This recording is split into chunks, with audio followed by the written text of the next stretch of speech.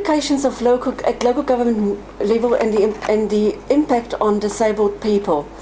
And I'll really ask the question here, are disabled people the meat in the sandwich, really? My paper talks a lot about what is a constitution and what is the UNCRPD, Convention on Rights for People with Disabilities. I won't go into that. I'll start off at a bit talking about the nature of New Zealand's democracy, because often we link democracy with central government, but what about local government?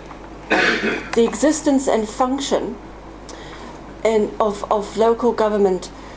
And when this previously came up in the constitutional arrangements in 2005, Local Government New Zealand ended up quoting Richard Mulligan, who said, if democracy is to do with self-government, the control of one's own life and environment, the most important area of control is the most immediate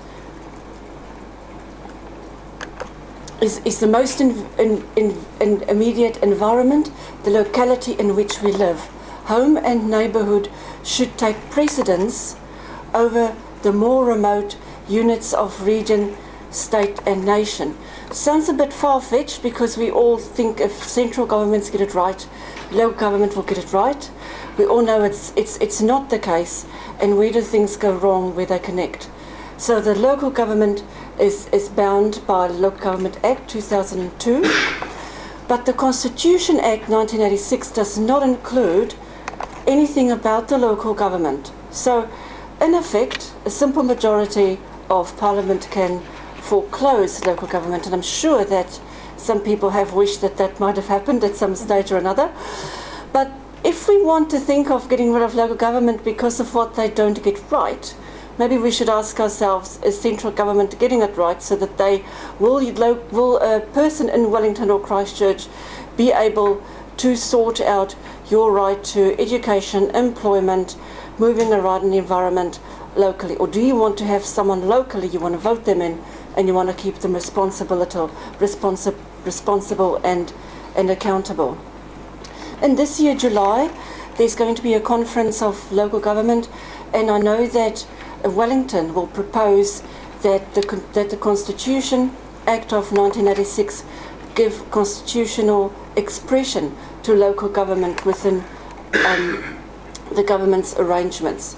So they're going to propose that, because whether we have a brand new overall constitutional document, or whether they decide to update the Bill of Rights or Local Government Act 1986, it's felt that we should protect what's happening in our immediate environment. And now I link that with human rights, because yes, although some political pressure wants local government to return to rats, rubbish, rates and roading, we know that in the Local Government 2002 Act there are still the four well-beings: our social, economic, environmental and cultural well-being. And those, actually, if we listen a lot to today's presentation, link a great deal with some basic human rights, some constitutional rights. And that is, of course, where the UNCRPD comes in.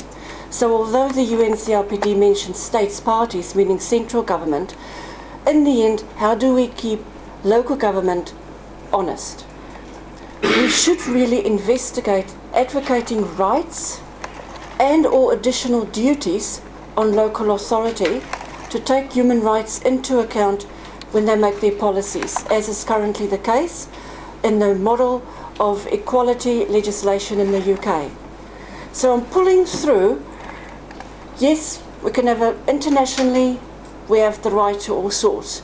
Nationally, we have the right to all sorts. That should be pulled through at local government, otherwise that international paper that New Zealand signed up to, all the conventions, will mean nothing.